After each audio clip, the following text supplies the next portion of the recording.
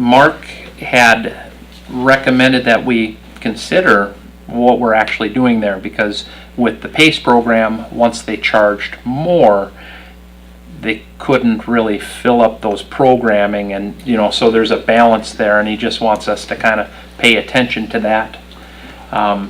The folks that come in from out of town are generally the ones that are spending money at our restaurants and everything else.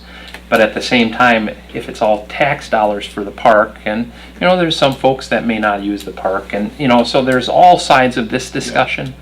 But he wanted to make sure that we kind of watch and understand how it's affecting our youth in our community and enrollment and everything else that goes along with it.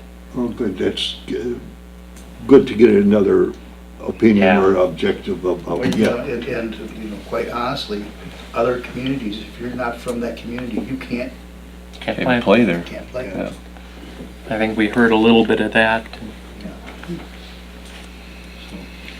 It was by far the longest meeting that I've sat through for a couple of years.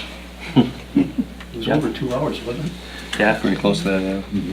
So, and there was a lot of feedback, a lot of give and take, and I think probably they would have been at the table when we were milling this around, would have made quite a bit of difference. Yeah. So that's hindsight. Keep that discussion open. It was something that didn't get directly discussed in our meeting with them. And if it would have been, maybe we would have had that feedback up front. Up front would have been better. Yeah. Okay. Next is NEW Paramedic Rescue of March 19th, 2018, Bob Van Lannen. Bob, this is your last board meeting. Yeah, we had a short meeting, and so January and February were both slow months. There's only about 60 calls for the two of them, and of course with that, there's no money comes in. It so happens the same way after we have the meeting in Green Bay, Jump Service Rescue Squad price is way up, so they're gonna watch it. They say there's nothing they can do. Medicare dropped down percentage on what they're paying, and this and that, so that was it. The other thing they brought up, and I didn't realize that, but they're requesting, maybe Joe and Mark can do that, that it's getting that tree branches or brush are hiding the house numbers. And they said they don't know where people live anymore. They gotta go by the address. And if them house numbers aren't visible, they don't know exactly where they're supposed to be going. So if, Yeah, just in general, some homes do not even have numbers on them, period. So, it's hard because we respond to them too, and you have to use your landmarks, and obviously, the rescue squad is going to respond in the middle of the night.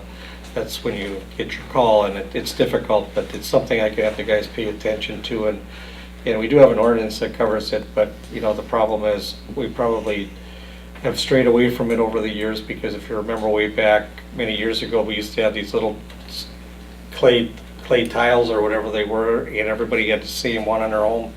Well, in today's world, everything is different, different sizes out there, and everybody wants to make it look pretty rather than to be practical.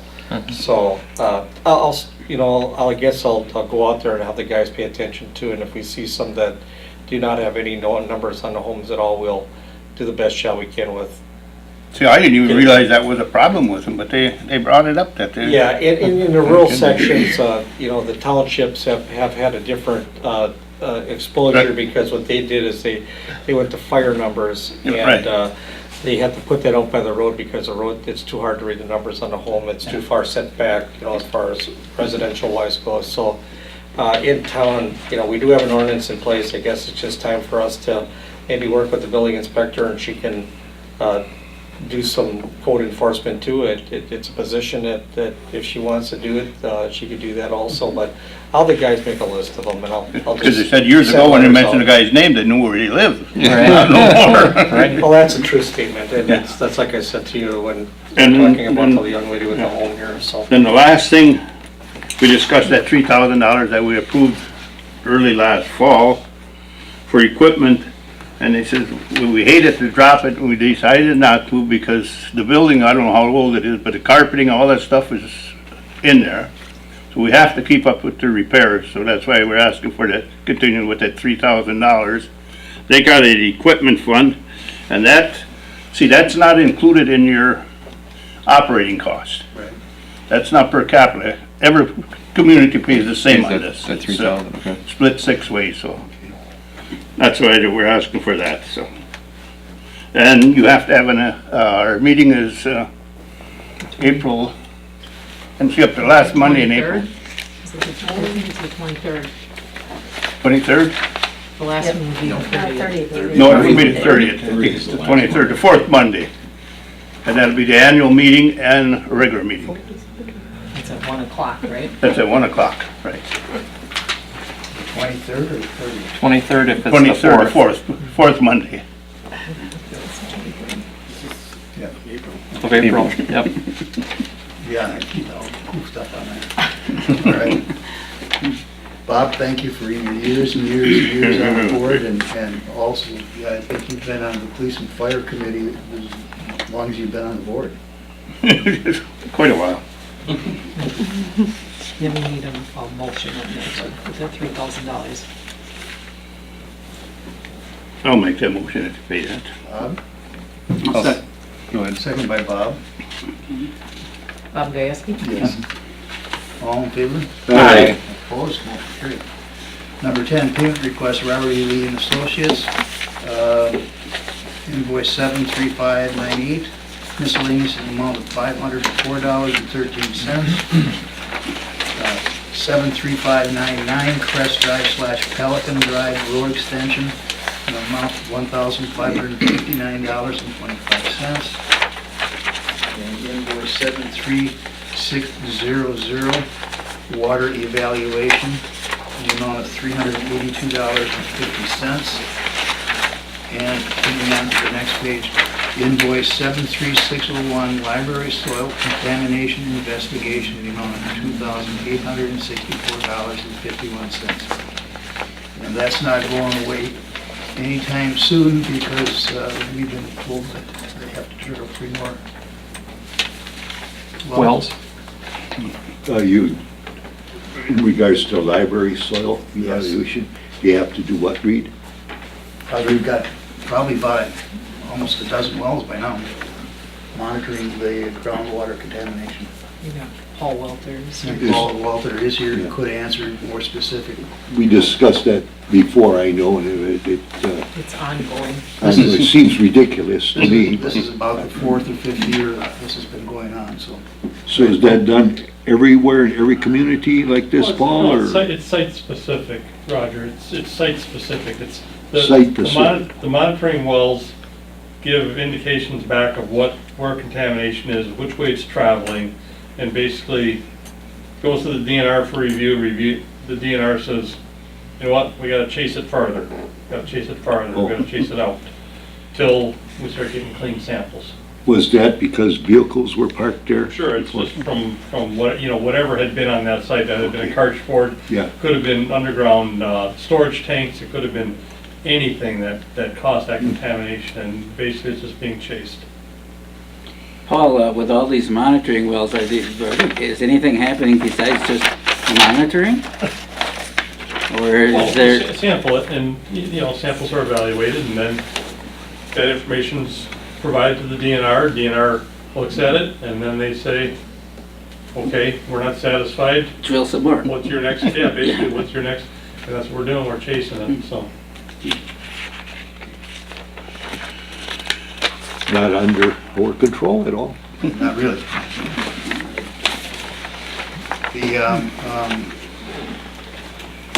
This was made part of your package, the detention pond that's going to be necessary for the Pelican Drive extension. Oh, yeah, I'm sorry, we need a motion to approve the invoice. So I'll make moved. that motion. Oh, second. Roger? Doug, second. All in favor? Aye. Now, I've made this part of your package, and there's an informal document that was agreed upon in principle by the school board and by the village And Bill has to put it into final form so that it's a document that we both have to ratify. I've been working with Lee Novak on this, and I just haven't gotten it done because I was gone for 2 weeks, so it'll get done. You didn't take it with you to do it? I did, but I didn't get to it. It's one of those things that traveled with me and traveled back.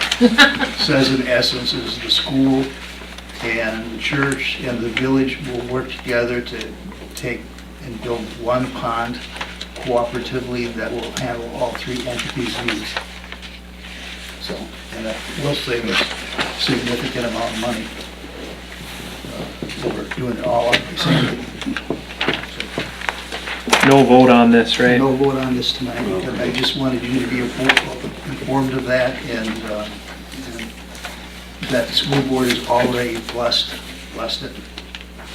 And we will bless it probably next week when Yes. we meet. Number 12 is payment request by to the Tri-County Fire Department, invoice 663, an amount of $22,871.33. Second quarter billing, April 1st, 2018 to June 30th, 2018. Operating fund, $19,356.33, and the vehicle fund of $3,515. I'll make that motion. Bruce, second. Second by Bob Van Lannem, all in favor? Aye.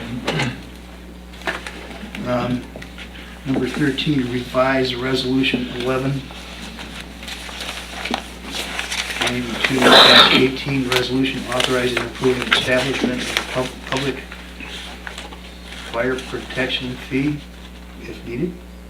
I talked to Bill about this a little bit before the meeting. I sent him an email when Jenny was here. I was showing her the paperwork to send to the PSC to get that process started. And I guess I did not realize that on the sheet, we put that we want to put it on the water and sewer bills, and we want to use the equivalent meter charge.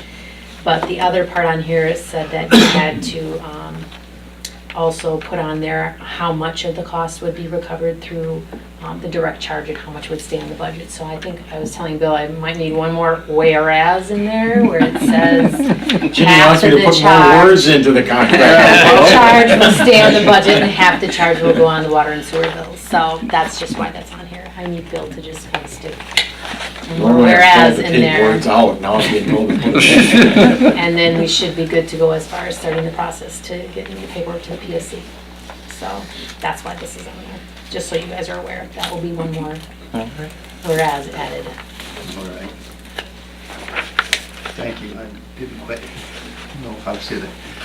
Number 14, to consider approval of the application for temporary Class B fermented malt beverages, Pulaski Reds Baseball, Veterans Memorial Park, Pat McDermott. They want the license to be from May 1st, 2018 through October 31st, 2018. Pat is here, if anybody has any questions. Pat, are you doing something different this year? That's the next Well, agenda item. number Oh, it is, okay. 14 wouldn't be anything any different than what we've done in the past. That's for the Reds concession stand up by the field So there. number 15 is a separate motion, I see. Correct. Okay, I'll make a motion to approve number 14. by Roger, I'll second. by Bob Gieske, all in favor? Aye. Opposed, motion carried. Number 15, to consider approve the application temporary Class B fermented malt beverages, Pulaski Reds Baseball, Pat McDermott, to be held at 322 East Pulaski Street, Wisconsin, Pulaski, Wisconsin, at the open lot that Furniture Land purchased next to the store that used to be where the power station was. And they want to have a license to sell at that property.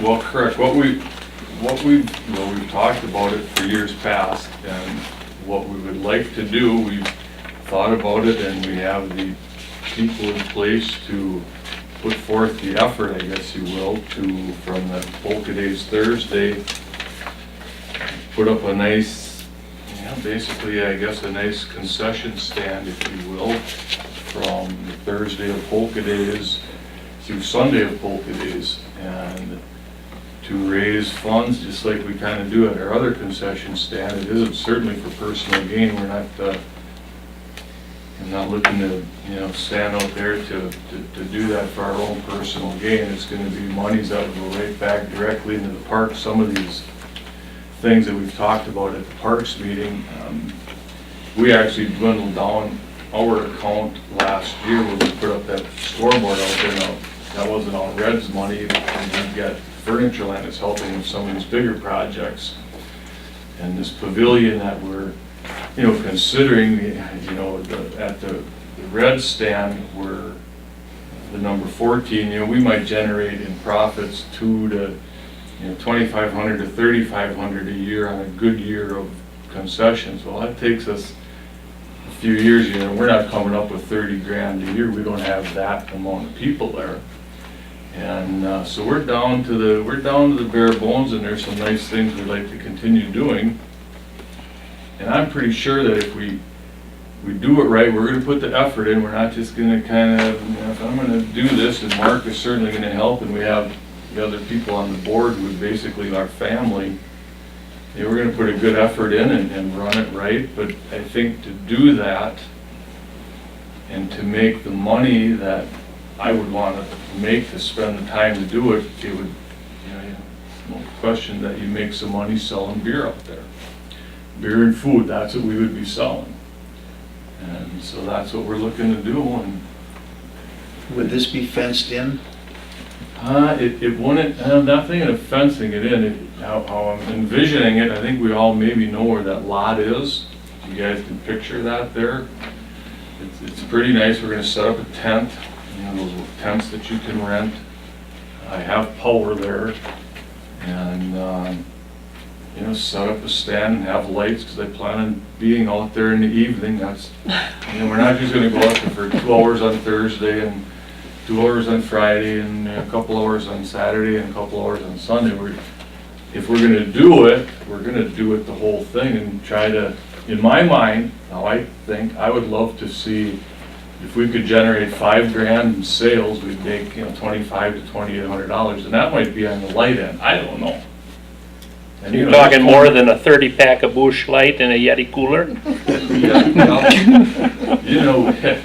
Our gross profit would probably be a little higher, but me and Mark are generally the ones managing the stand. I don't say that in a bad way. Actually, you say that in a good way, because if you would look at this guy here who takes care of my concession stand, and we haven't, maybe Mark could vouch that, I can't think of a problem that we've ever had at the Reds quote-unquote stand as far as selling to minors, and, Mark checks IDs, and of course I'm gonna be involved in it, We have We have to ordinances have in place licensed though. bartenders. Yeah. The fencing, and that's why I told So Pat. maybe there is some glitches, I don't Some know. snow fencing might have to be up Okay. to meet ordinance and state statute. We had to do it, I'm thinking out of the box, but whenever Cocktails wanted to do it for beer garden Beer outside, part of the licensure was to have that snow fencing up, and we went from Classic. single or double fencing to single fencing, and that changed as time went on. And there's some requirements, but we just have to work together to meet those standards. It's not something that I want to impose as different for you than anybody else, but Sure. whatever it is, we'll work together, figure out what we need to do, and if we need to put some snow fencing up for that weekend, then we do. That could certainly be doable. It's whatever we need to do. Well, we'd appreciate it if we could. Again, it would benefit what we do out at the park, and we're willing to put the time in, and I guess we'd almost say we're looking forward to it, so.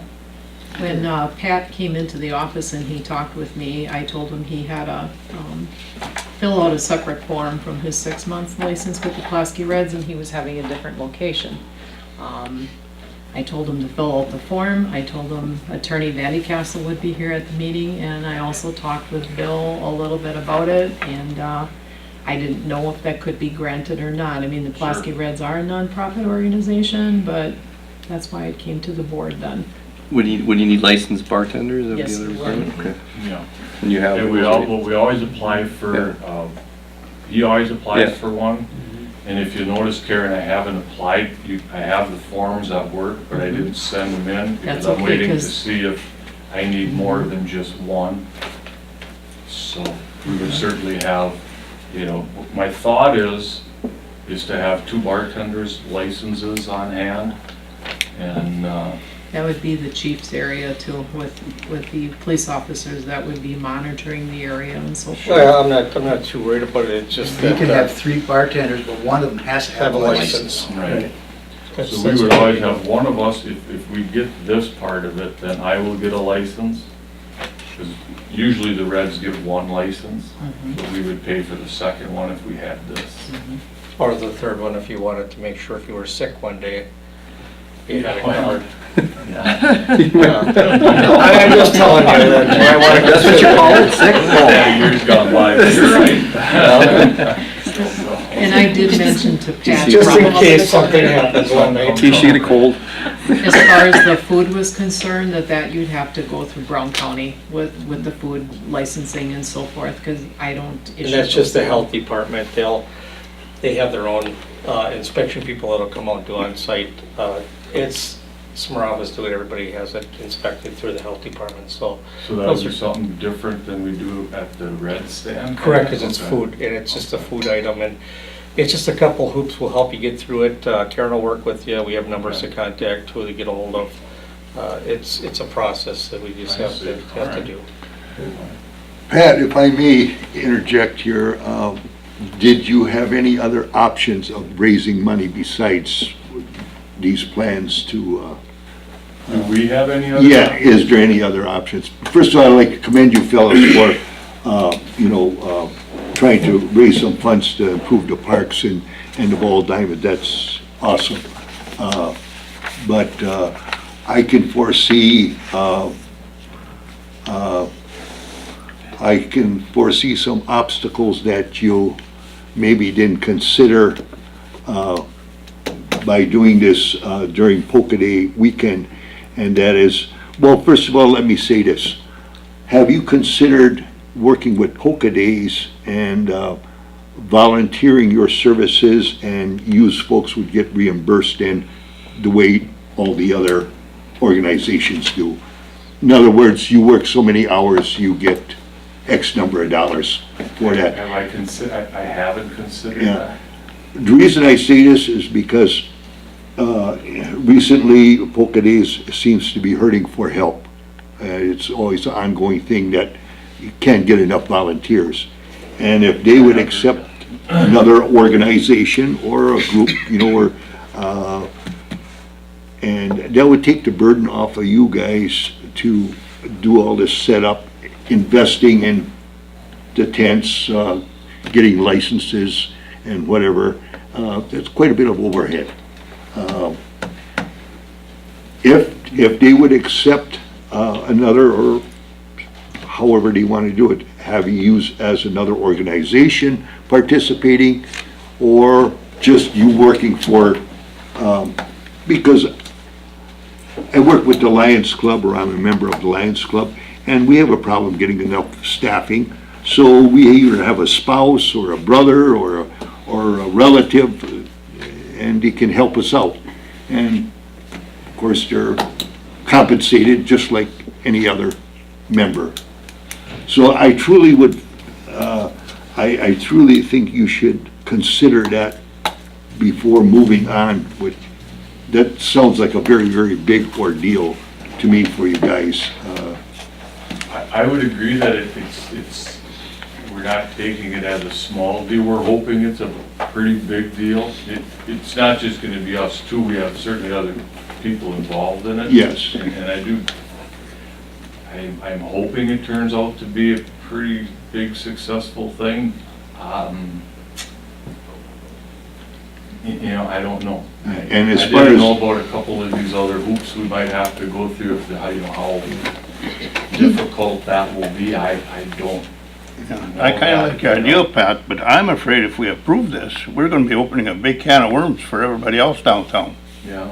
What if the church, Smarava's, anybody sets up a stand in a corner, at any corner? and they want a beer license also, The church is going to apply, they called me already. or a beer license. Really? Wasn't there something that was brought up in the past, I think maybe Karen, you might have mentioned it to me on the corner, where it wasn't a community benefit that they were setting it up for, it was more for themselves, if you will.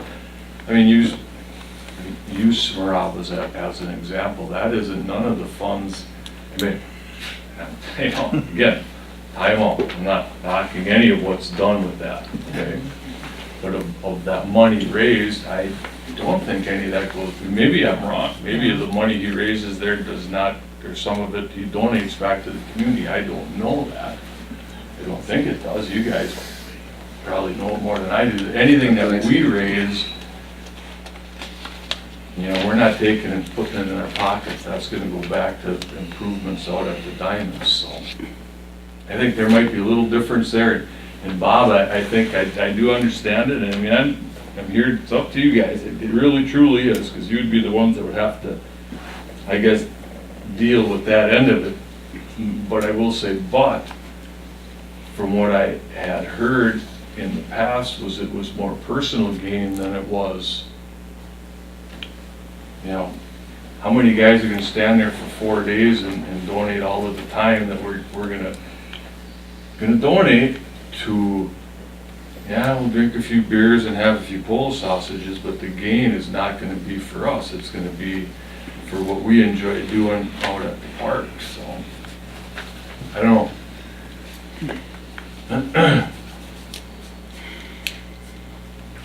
It's gonna be a tough one. I don't know how you can look a gift horse in the mouth Yeah, and say, no, you can't, when others have done other things, and this is It's a so nonprofit. community minded They've been in that, existence for as long as I've been in town. you know, What has been. The Oh, Pulaski Reds. you know. we've always had this opportunity to purchase some food and some drinks from Charlie's old place on the corner there.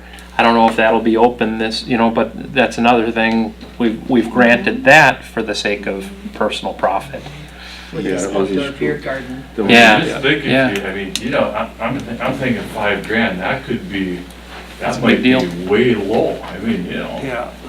All of a sudden you can use your example, Doug, of the money that they made right there.